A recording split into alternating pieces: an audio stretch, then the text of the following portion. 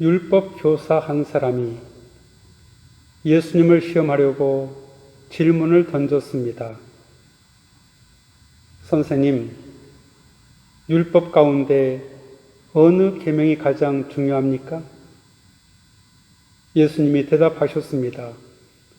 내 마음을 다하고 내 목숨을 다하고 내 뜻을 다하여 주 너의 하나님을 사랑하여라. 이것이 가장 중요하고 으뜸이 되는 계명이다. 그리고 둘째 계명도 이와 같다. 내 이웃을 내 몸과 같이 사랑하여라. 모든 율법과 예언자들의 말씀이 이 두 계명에서 나온 것이다. 그리스도인들에게 하나님을 사랑한다는 고백은 그리스도인 됨을 구성하는 가장 중요한 요소입니다. 그러나 그 고백 자체가 그 사람의 신앙의 진정성이나 신앙의 성숙을 짐작할 수 있는 기준은 못 됩니다. 왜냐하면 그가 사랑한다는 그 하나님이 어떤 분이며 또 그의 사랑한다는 고백이 구체적으로 그의 삶 속에서 무엇을 의미하는지를 짚어보아야 하기 때문입니다. 너무도 많은 사람들이 하나님을 사랑한다 말하지만 실상은 그렇게 살지 못합니다. 예수님의 가르침의 중심에는 하나님 사랑과 이웃 사랑이 있습니다. 하나님 사랑과 이웃 사랑, 이 두 관계는 서로 분리할 수 있는 대상이 아닙니다. 요한일서 4장의 말씀입니다.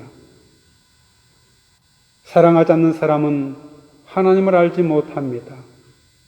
하나님은 사랑이시기 때문입니다. 사랑 안에 있는 사람은 하나님 안에 있고 하나님도 그 사람 안에 계십니다. 사랑할 줄 아는 사람만이 하나님을 알 수 있습니다. 사랑하는 사람 속에 하나님이 거주하고 계십니다.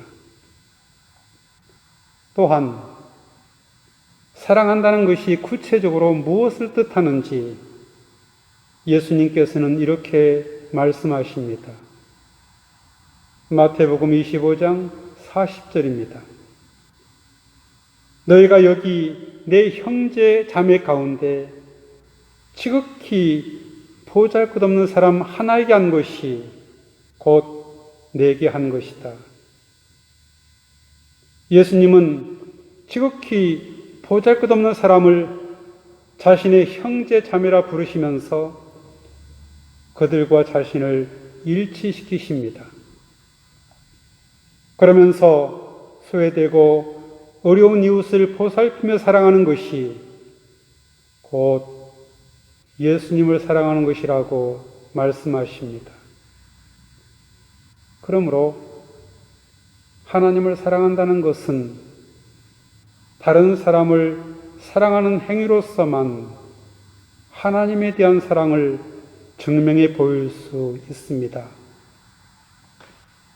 심지어 예수님은 이웃 사랑의 범주에 원수 사랑까지 포함시키셨습니다.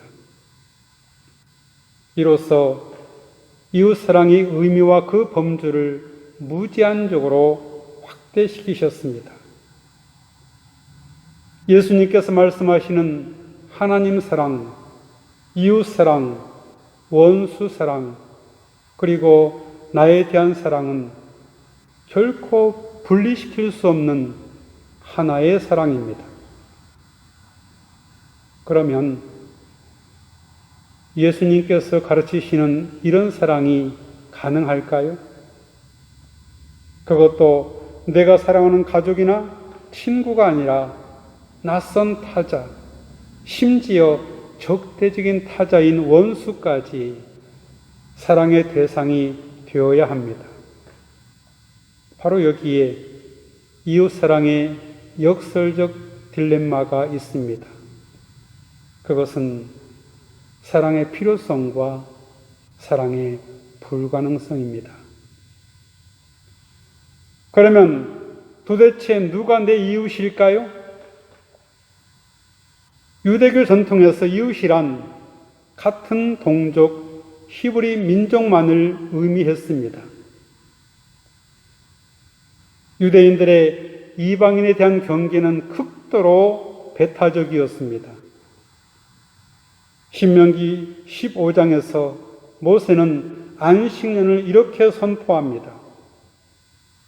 이방 사람에게 준 빚은 갚으라고 할 수 있으나 당신들의 동족에게 준 빚은 면제해 주어야 합니다. 안식년의 빚 면제는 같은 동족에게만 적용이 됩니다. 이방 내에까지 확대 적용되지 않습니다. 따라서 레위기 19장 18절에 원수를 갚지 말며 동포를 원망하지 말며 내 이웃 사랑하기를 내 자신과 같이 사랑하라는 명령은 사실상 인류 보편의 이웃 사랑으로 간주되기는 어렵습니다.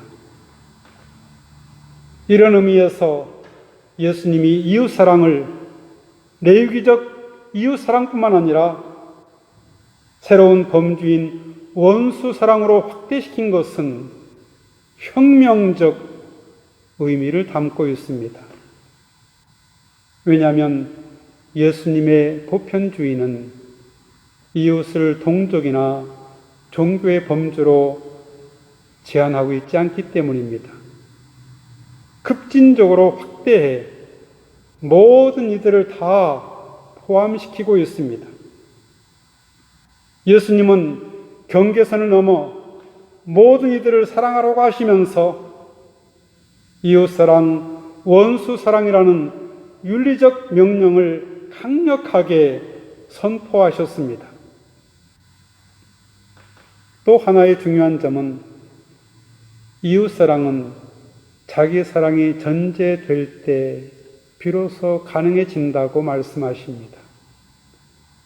자신을 사랑하지 않는 사람, 자신을 사랑하지 못하는 사람은 이웃사랑을 실천할 수 없습니다. 그리고 나 자신이 하나님의 형상대로 지원받은 존엄한 존재라면 이 존엄성은 나 자신만이 아니라 무수한 타인들도 함께 지니고 있다는 사실을 인정해야 합니다. 그뿐 아니라 이웃의 범주를 자신이 가깝게 여기는 사람만이 아니라 보편적 타자에게까지 확장해야 합니다. 누가복음 10장에 보면 한 율법교사가 예수님께 질문했습니다. 그러면 내 이웃이 누구입니까? 예수님은 선한 사마리아인의 비유로 예를 드셨습니다. 그러면서 친구, 이웃, 원수의 전통적인 경계선을 단호히 넘어설 것을 요청하셨습니다. 이 비유에서 정작 이웃 역할을 한 것은 선한 이웃이라고 여겨왔던 제사장이나 레위인이 아니라 이방인 곧 유대인의 원수라고 간주되었던 사마리아인이었습니다. 이것은 유대인들의 통상적인 이해를 따른 이웃의 의미를 근원적으로 뒤흔드는 사건이었습니다. 사마리아인이 이웃으로서의 책임과 보살핌의 역할을 충실히 이행했습니다.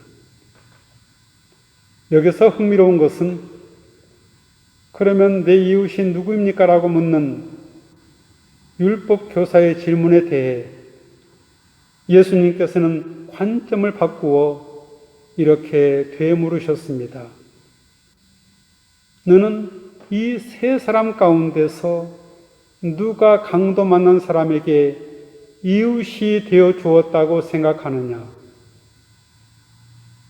그는 예수님께서 물으시는 의도를 정확하게 헤아려 옳게 대답했습니다. 그에게 자비를 베푼 사람입니다. 율법교사는 누가 이웃인지를 정확하게 이해했습니다. 그는 가서 너도 이와 같이 하라. 예수님의 권고를 듣게 됩니다. 이 선한 사마리아인의 비유는 내가 누군가의 이웃이 될 수도 있지만 동시에 내가 진정한 이웃이 절실해지는 상황에 놓일 수도 있다는 사실을 염두에 두고 있습니다. 나아가 이웃 사랑만이 아니라 원수 사랑까지 하라는 예수님의 요구는 사실상 원수에 대한 이해를 근본적으로 전환해야 한다는 강력한 메시지를 담고 있습니다. 원수가 줄곧 원수로 남아있는 한 가식적인 사랑은 보일 수 있겠지만 마음을 담은 진정한 사랑은 불가능하기 때문입니다. 그러므로 그 사람의 국적이나 인종, 종교나 계층의 구분을 후련히 넘어서야 합니다. 그때 비로소 예수님께서 말씀하시는 이웃 사랑의 가능성이 조금씩 열리기 시작합니다. 이것이 하나님 사랑과 이웃 사랑의 불가분리성입니다. 같이 기도하겠습니다. 사랑이신 주님, 이웃 사랑의 명령을 철저히 따를 수 있도록 주님이 저희를 사랑하신 것처럼 이웃을 사랑할 수 있도록 저희를 도와주옵소서. 어떤 방법으로든 이웃에게 상처를 입히지 않도록 세심한 사랑을 저희에게 주옵소서. 이웃에게 상처를 주는 것은 주님의 눈동자에 상처를 입히는 것과 같습니다. 주님 마음을 상하게 하지 않도록 저희를 도와주옵소서. 예수님의 이름으로 기도하옵나이다. 아멘.